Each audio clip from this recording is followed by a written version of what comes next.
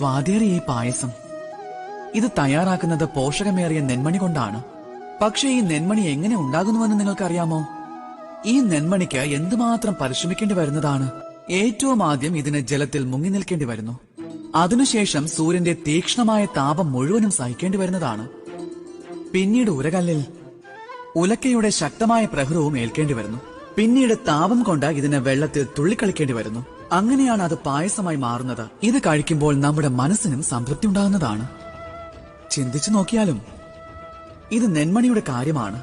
നമ്മൾ മനുഷ്യർക്കും സ്വയം നിലനിൽക്കുവാൻ വേണ്ടി എന്തൊക്കെ പരീക്ഷണങ്ങളെയായിരിക്കും നേരിടേണ്ടി വരിക.